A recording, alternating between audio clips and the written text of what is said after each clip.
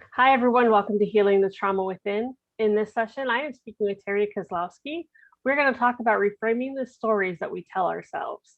Let me tell you about Terri, though. She is a certified life coach, blogger, author of Ravens Transcending Fear, and founder of Soul Solutions. She specializes in empowering women by teaching them to set personal boundaries, reframe the stories they tell themselves, overcome their fears, and push past their limiting beliefs. Part memoir, part self help guide, Terri's book is a raw personal story of diving deep into childhood trauma, dealing with the terror before ultimately getting comfortable with fear and transcending it. On her successful podcast and YouTube channel, Soul Solutions, she delves into the soul and offers bite sized takeaways for controlling our egos and emotions. Terri holds a BS in social science, has written for Thrive Global and Medium, appeared on over 25 podcasts, and has spoken to groups from 5 to 600. She has helped over 1,500 people with her hard-earned wisdom.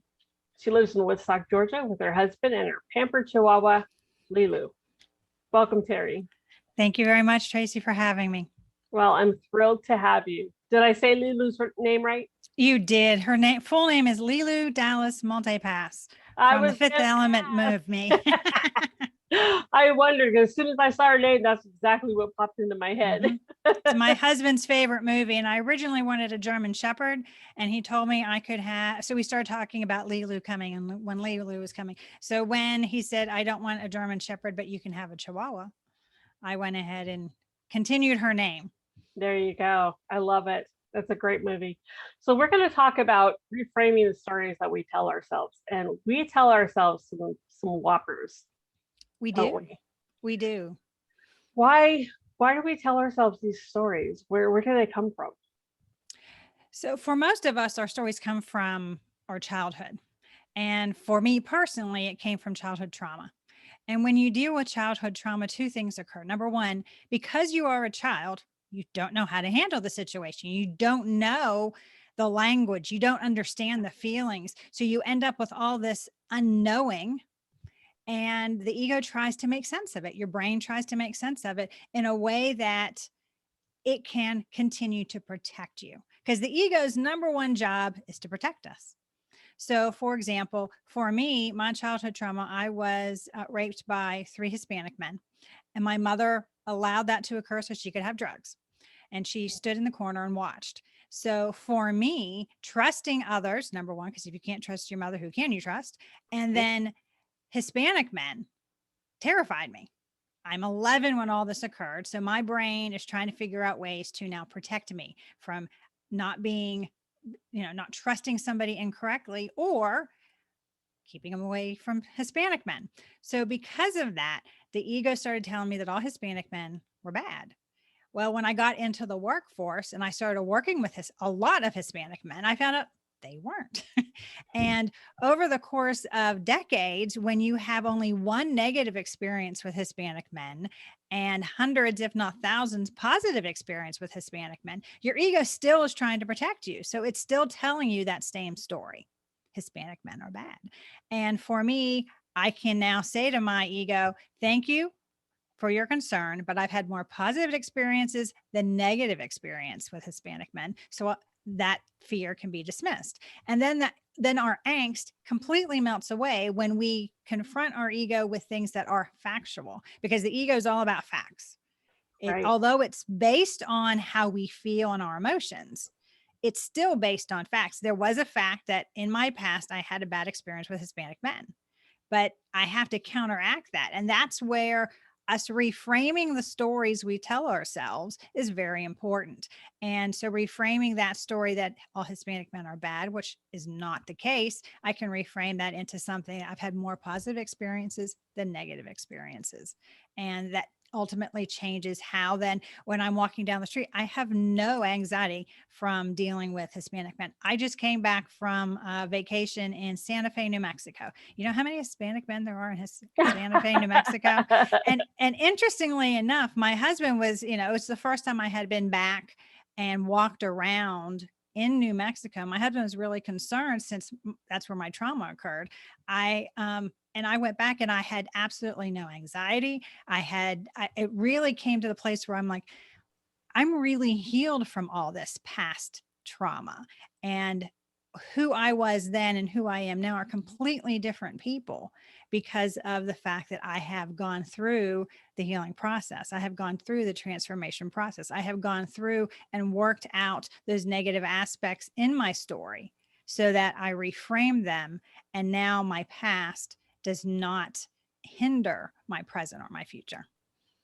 So how do we even get started with reframing these stories? Because, well, I guess the question is, how can we tell what stories are true and what are facts? Okay. Or I mean, our stories. So my story was true. I was traumatized by 3 Hispanic men. So it's not about saying that our stories aren't true. It's about looking at the present moment. So my story happened when I was 11. I'm 52. I should have other stories in between there, and that shouldn't be the main one in me dealing with anybody. Right. Although for a lot of us, we hold on to our trauma, we hold on to our angst, we hold on to our pain. And when we do that, we hinder our present and our future. And so for a lot of us, we have to look at, okay, how long ago has my trauma occurred? How long ago has it been that I started telling myself the story? If it's been more than 10 years, you may need to think about why it is you're still telling yourself that story. Another good example is my mother. One of the last things she said to me before we left from that fateful trip was that I was not a survivor, that I was going to, if I was put in the woods, I would die. And so I spent a lot of time inside my head thinking that I wasn't a survivor and that ultimately I would die at my own hands because of the fact that I couldn't survive trauma. I couldn't survive. So when I started looking at that in my teenage years and determining, well, wait a second, there's no facts for that. It's just my mother's voice telling me there is no facts. I am older than my sister. I took care of my sister. I got my sister and I out of that situation and safely home. So I am a survivor. I got out of there. And then looking back, I survived the trauma. I went into therapy. I started the healing process. I was able to forgive. I mean, when you look back at your trauma, when you look back at the stories you continue to tell yourself, or those horrible tapes that we play in our head. Okay. Those are the ones that for me were the hardest, because the sad thing is, even though it's my mother's voice that was playing in my head, I was the one hitting the play button. Mm-hmm. I was the one that kept going back and listening to that tape over and over and over again. And she had been out of my life by the time I was 25, she was out of my life. And I had very sporadic interactions with her until she passed. So, for the first part of my life, 20 years of my life, yes. But after that, I was playing the play button. I was doing the pushing of the button. And that's where we have to allow ourselves to say, why are we doing that? What is it about our lack of self-love? What is it about our lack of self-worth that allow us to keep playing those tapes, keep retelling those bad stories so that we can and stay stuck? The ego doesn't want us to change. The ego's job is to protect us. So if it keeps us in a state of fear, then we tend not to do anything. We stay depressed. We stay stuck in the past instead of saying, you know what? I'm responsible for myself. I'm responsible for the choices I make today. Yes, I had a crummy past, but I determine my present and I determine my future. My past, the trauma, those people that harm me don't have control over me anymore if I release the past. And that's where changing our stories come into play. Where does forgiveness fall in this? Does forgiveness play a part in changing your story, or does changing your story play a part in forgiveness? I think they go hand in hand, and it depends on where you are in the healing process. So forgiveness is never about the offender. Forgiveness is about us releasing our tie to the trauma, our tie to the past. So for me, forgiving my mother came in steps, because you really can't do it all at once, because, for me, there was there was several different issues. There was the allowing of the sexual abuse. She was an alcoholic, so I was codependent. She was a drug abuser. She drugged my sister. So there was all these, things, and let alone then there was the actual physical abandonment. She threw my sister and I out on the streets of Albuquerque, New Mexico, locked the door behind her, told us to go home. She didn't want us in there anymore. So there was all kinds of issues for me to deal with. So I had to forgive her in pieces and parts so that I could then deal with the emotional angst of whatever that was. But the minute we forgive is the minute we decide that we are more important than our offender. We are more important to ourselves. We have the forgiveness is an act of self-love and an act of self-care. And it starts us on our journey of discovering that we are worthy, that we are not just enough, but more than enough, exactly the way we are. Absolutely. Absolutely. So how do we start? Where do we start with reframing our stories? Is it uncovering those limiting beliefs? Is it, writing in a journal? Where do we start with this? For me, I started journaling, because what I ended up doing is I found out that as I journaled, I'd write things that, like, where did that come from? Do I really believe that I'm not a survivor? That's not true, because I'm still here. So obviously there's something about me being, that statement that's still lingering. Where is this coming from? And then you dig a little bit, you really ask the universe to show you why this statement keeps popping up. And for me, it almost always went back to something my mother said. It almost always went back to something that an adult said to me when I was a child. I was told by an art teacher that I was not talented as a painter. So I quit painting for 30 years. And, but I enjoy painting. I wasn't trying to become a Picasso. I was just enjoying the creative process. And that's one of the things that as adults, we need to be really careful of what we say to children, because if they want a purple cow, let them paint a purple cow. And we don't have to tell them that's incorrect. We should encourage their creativity. We should encourage their ability to see something that we as adults have turned off. Because a lot of us as adults have turned off our creativity in some way, because it was squashed somewhere along the lines, like mine was. But when we change and journal, when we put out onto paper those things that we think are wrong with us, or limiting beliefs that show up when we are thinking or writing or meditating, praying, whatever it is you do to get quiet. Because for us to hear the authenticity of our souls and the whispers of our souls, we have to get quiet.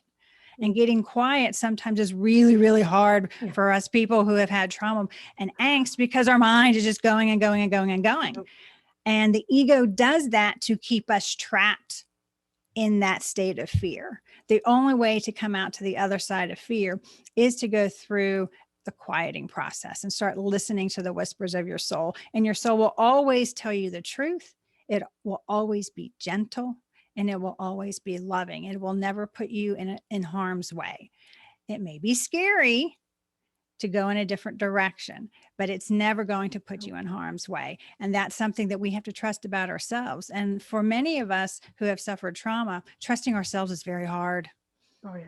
It's very hard. And that's part of, building up your self-confidence, building up your self-esteem, taking those little steps that say, okay, today I'm going to take the day off and I'm just going to relax. And if that means you read, or you have a movie fest, or you take a bubble bath, or you take a walk in the woods, whatever those things are that help you calm down and get quiet so you can hear the whispers of your soul. I love that. And I love that you made it clear that, the whispers of our soul are going to be soft and gentle and loving. So you can distinguish between what is our ego and what is our soul. Mm-hmm. Because the ego is loud, obnoxious, and always scrambling for your attention. The soul doesn't do that. The soul waits for you to come to it. I love it. I love it. And journaling is a great way to get in touch with yourself. And, so are the other suggestions you have for quieting your mind. And I agree. It is very hard to quiet your mind as a trauma survivor. It is. And to help people feel better, sometimes it takes longer than you think it should. Be gentle with yourself. Yeah. Because for me, I was in my 40s before I figured out how to do it. And I had been trying to meditate since 2012 when Oprah Winfrey and Deepak Chopra came out with 21-day meditations. And they come out with them 4 times a year. They're absolutely free. And I've done every single one they've ever come out with. And in doing so, I got very frustrated because I couldn't meditate. I didn't think I was doing it right. And in 2014, I started taking yoga class. And at the end of yoga, especially when you're doing fast-paced yoga poses, at the end, you always have Shavasana, which is corpse pose. You're laying there very quietly. And I realized at that point, there was nothing going on in my head. I wasn't hearing my thoughts anymore, there was nothing there. And that's meditation, when you empty your mind. So I continue going to yoga for another 6 months just to make sure I understood what that was. And now I can do it at will. So sometimes it takes that exercise, that physical release for us to tire. And yet at the same time, know that we're not going to be taking a nap. We're actually just quieting everything. And when you do that and you start hearing the whispers of your soul, number one, you're like, what's that? Because because 2 things. Number one, it's loving, and you're not used to the loving voice. You're used to that chaotic, monkey mind voice that's going on, that's reminding you of all your flaws and everything. This one doesn't do that. You should try that. That looks like fun. Yeah, little words of encouragement is all it starts out as. And it then becomes something like, oh, that's my egoic mind. I'm not going to do that. That's the quiet voice. That's the one I'm going to follow. Perfect. I love that. I'm going to have to spend some time looking for my soul voice and listening to it. I stopped meditating for a long time, and it's time for me to get back into it again. Mm-hmm. So absolutely. Well, Terri, thank you so much for coming on. This has been fantastic. This has been great. Thank you. Thank you very much, Tracy, for having me. It's been a pleasure. Listeners, thank you for joining us. We'll talk to you in one of the next sessions.